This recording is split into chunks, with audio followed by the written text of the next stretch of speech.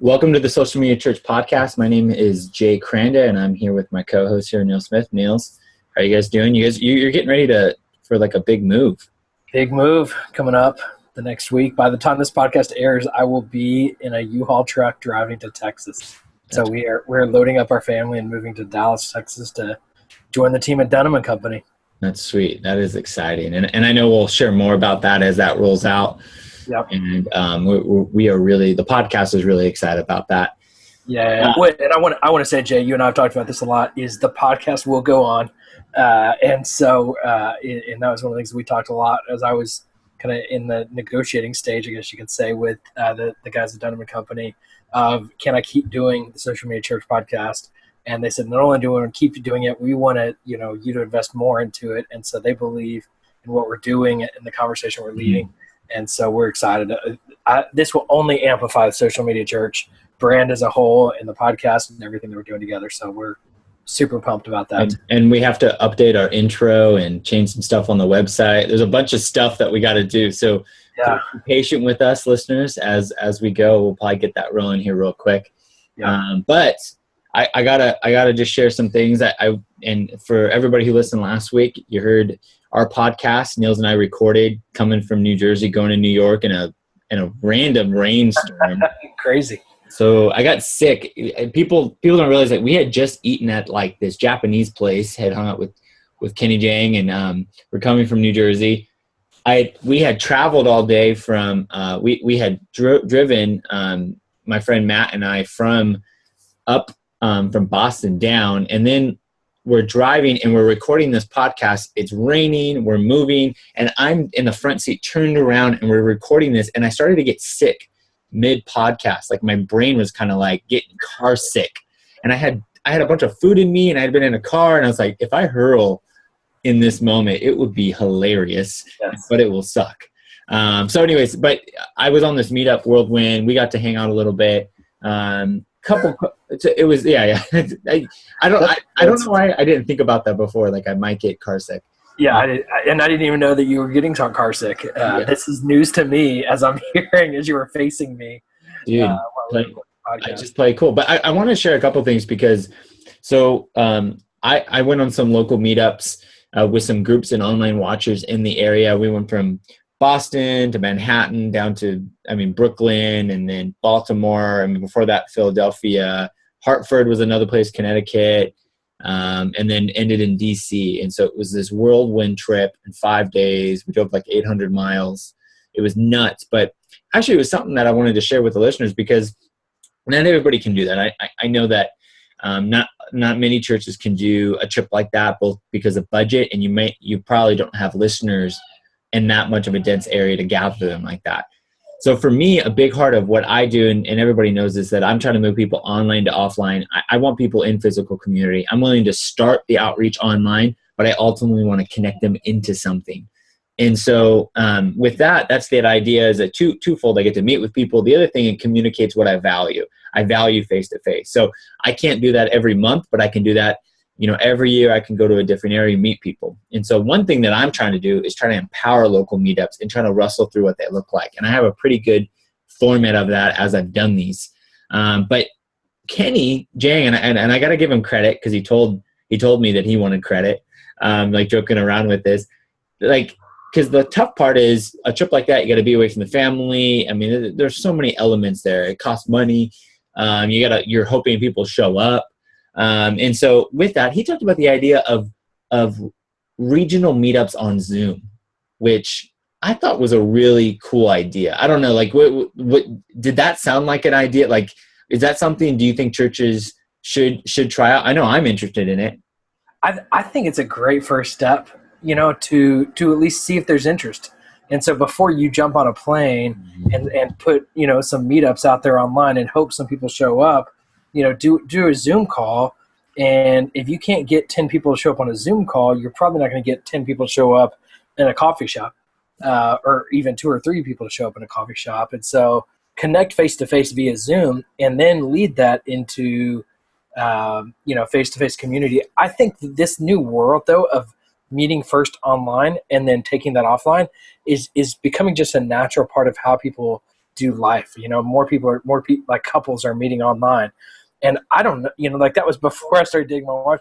I don't know what that world is like, but how do you go from like meeting online to doing a video conference and then meeting face to face? There's kind of, I think, a natural even comfort level that comes with establishing that relationship through a face to face. But as you and I spend a lot of time on Zoom together, but it still doesn't compare to the time we get face to face. Yeah. There's a greater value, I believe, in getting that face time physically in the same room.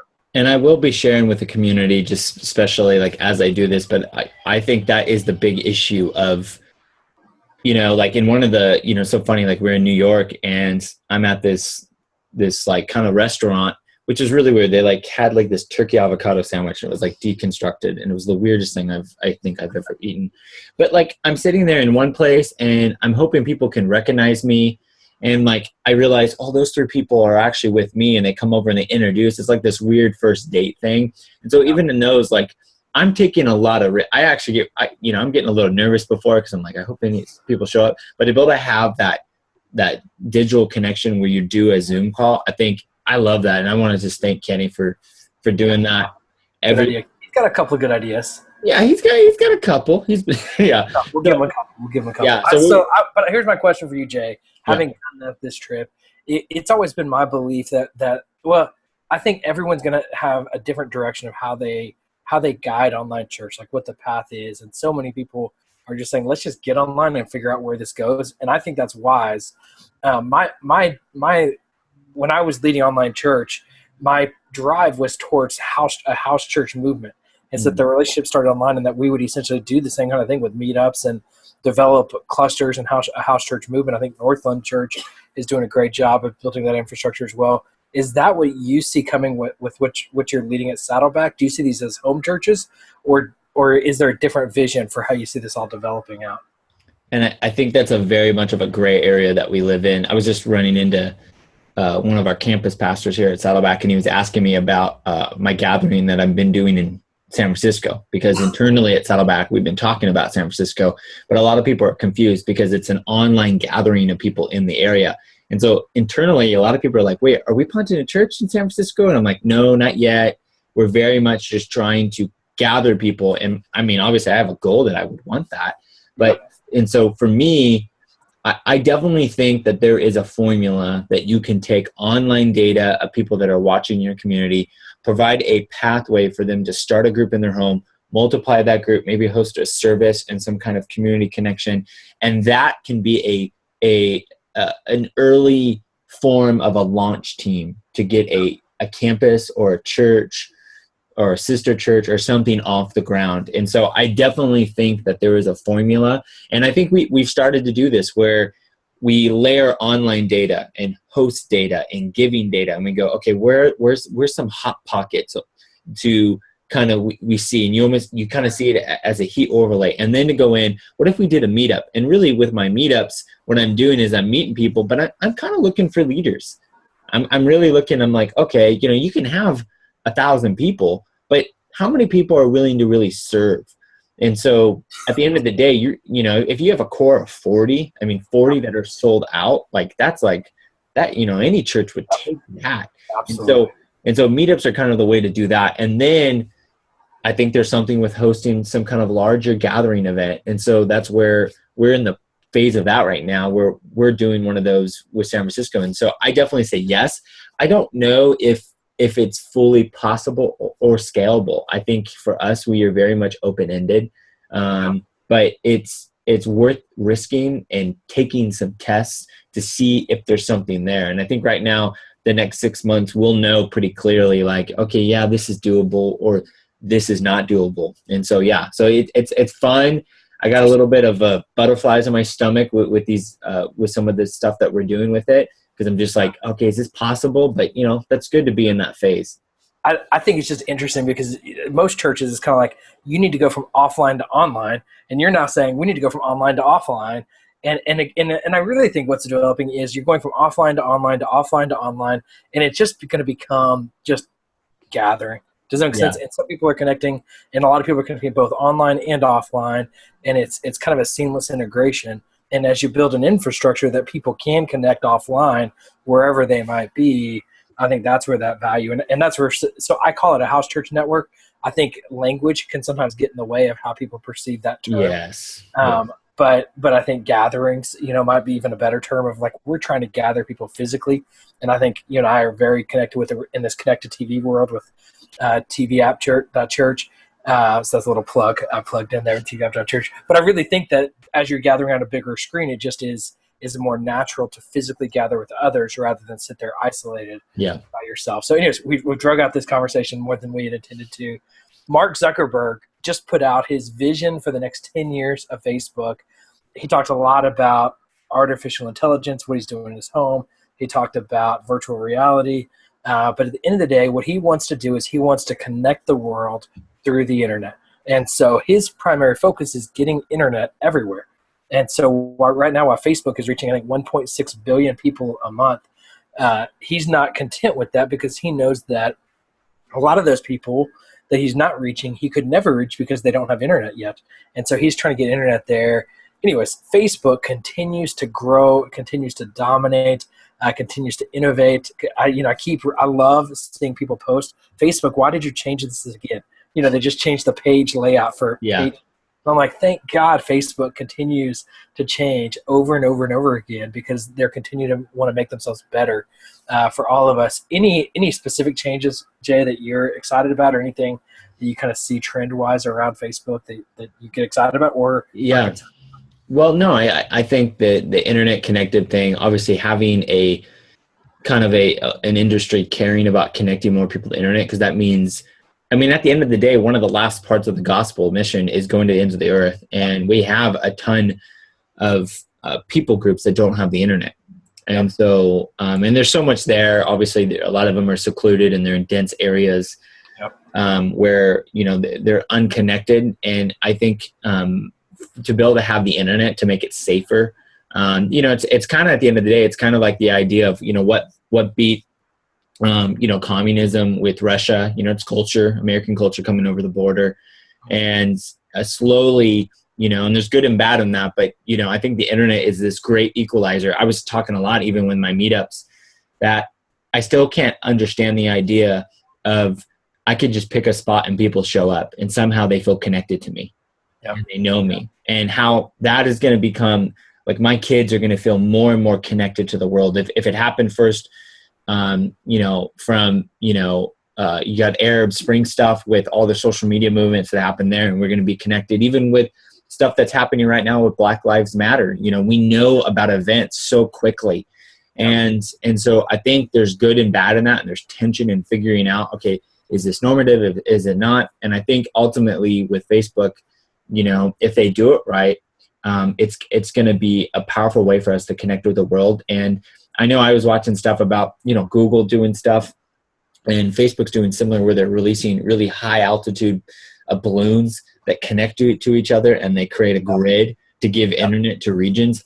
That stuff is like, wow. How crazy is it? And we've already experienced in our ministries and different things. I'm friends with people in, places in Africa and remote places in India and South America. And it's because they get internet. Now, bandwidth is still an issue, but then you first got to get the internet there and then figure out how to build it up. So I think it's a win for the church. I think there's some risk, but I think at the end of the day, it's just our way. I think we as a church will start to have to figure out how to stay local, but also be global. And I think that's the tension where, you have the local church, you're global. And so it's like, how do you do that? And I think it will make churches have to be more strategic about their persona. And I think that's the thing. How many people with your targeted persona are actually around the world? So you're not making it too broad. But yeah, I'm pumped, man. You were sharing a little bit about Instagram, man. There was some new stuff with Instagram. Yeah. So I think most people know at this point that Instagram is essentially Facebook. It's a Facebook app, as Facebook acquired them, a couple of years ago. And it is becoming more and more integrated every day. And essentially what's happened is when you sign up for Facebook, you're connecting your Facebook data with your Instagram data. And so Instagram is able to get a lot of data when it comes to advertising. You can now do ads on Instagram. But the two big updates, or the biggest update, is for churches is that you can now become a business account on Instagram. And with that business account, you can get analytics and insights, is what they call it. And you can have a call to action button. And so you can have a button on your page that says basically go to our website would be the primary call to action you'd likely want. Well, that's a big deal to be able to more easily drive traffic to your website. It's proven, that even in a like an email blast, if you have a word that's clickable versus a button, the button gets clicked, exponentially more than the clickable word. And so even just having that button for people to click to go to your website is a significant traffic driver. Having insights, and we've never known, other than just likes on a Facebook post, how much engagement we're getting there. To be honest, Jay, I said that like this is exciting that Instagram is developing this. I feel like, and I'm basing this not on numbers, but that Instagram is in a little bit of decline from engagement I'm getting on Instagram with my account, personal account and my client accounts. I'm curious, one, if you're using any of those new features, and two, do you feel like Instagram is in decline at all, or do you feel like that's just in my head? I haven't used any of those new features myself yet, but I definitely will right when we jump off this, figure out how I can leverage that. I've been gone for this last couple of days, like checking, for the most part, when I've been disconnected, I've been checking the convention stuff, seeing what in the world, tire fires happening. And so, but for me, it's interesting, I always struggle with, and I know this is still like, it's a connectivity thing, but I still hate the messiness of going from Instagram to Facebook to Twitter, and like the way like some stuff doesn't, like, it's too, because it's so easy to post. It almost feels like we need to go away from like sharing things on all the accounts, and we need to just like, and I know that's what people say, but Facebook makes it, they're giving you incentives to connect via Facebook and Twitter. And even like, there's like this weird shared like thing that sometimes I feel like that happens, where like I get likes vice versa because they're a connected platform. And I still don't fully get some of that stuff. So I haven't noticed any of a disconnect myself. But it definitely feels like a tighter community. And it's weird because in the last 6 months, it was Facebook was real big, and then it became super personal, and now with family, and now it's kind of like a very broad channel. And then I have Twitter, that's my broadest kind of network channel, and now Instagram became more of like my family kind of channel. And then Snapchat in the last 4 months has just become, that's like my best friend channel, like almost. Like really, like I snap just like my wife and a couple other friends. Like I literally, Snapchat is so intimate to me. It's like a group text where I just send this to a couple people. So it's weird how that is. So it's almost like Instagram has gone down because Snapchat has become more of that to me. And I think that's exactly right, Jay. One, I love, and I think you're seeing it more and more when people are sharing to multiple platforms. That just is not working anymore. And ineffective, especially when organizations are doing that. The other side is, I think I'm seeing the same thing. As I feel like more attention, and my personal attention is on Snapchat and Instagram, though the same audience that was so popular on Instagram is now getting on Snapchat, and they're moving over there so quickly. And so I think that's kind of the big shift that I feel like I'm seeing.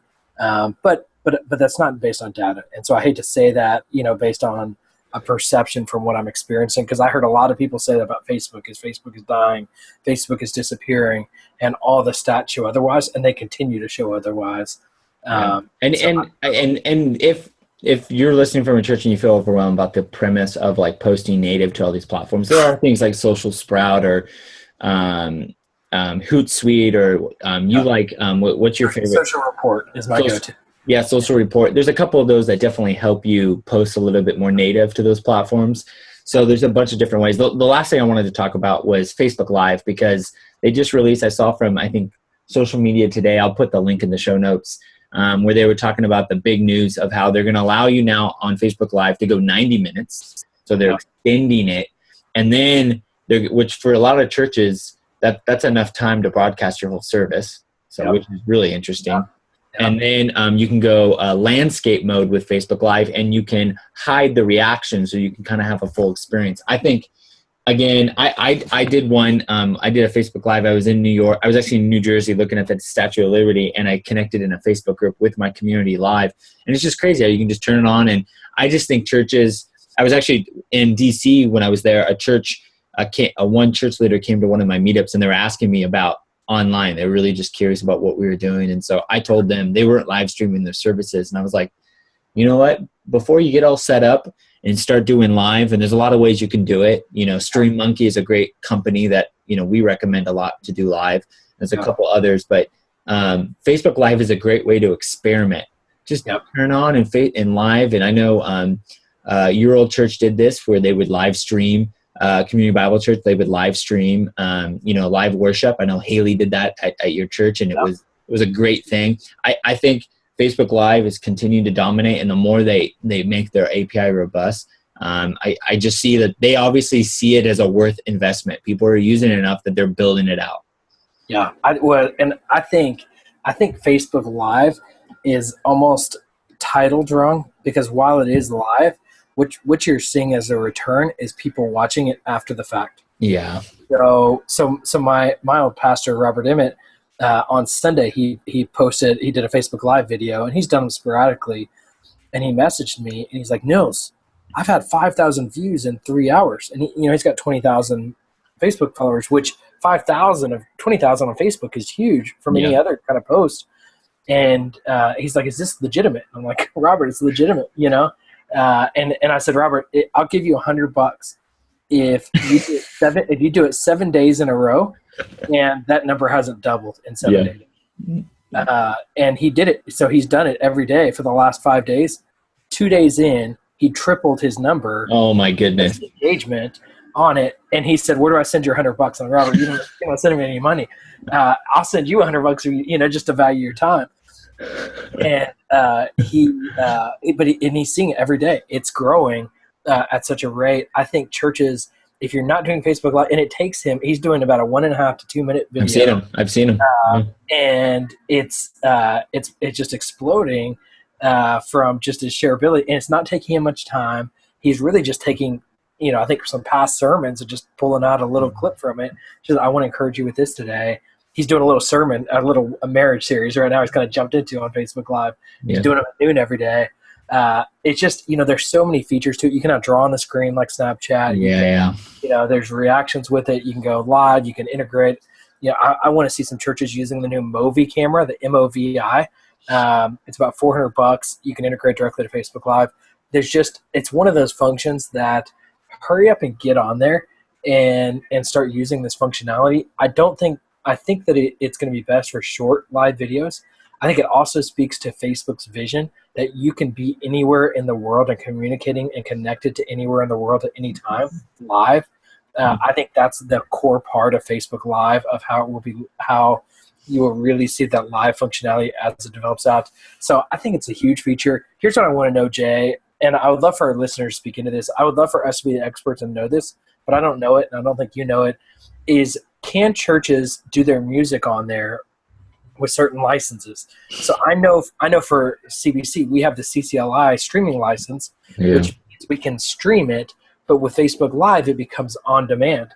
And so does that violate our CCLI license if we leave that on? So anyways, I ask that for our listeners. If you guys will tweet us, and we'll share it in the future podcast, and we'll, reference whoever it is that shared that with us.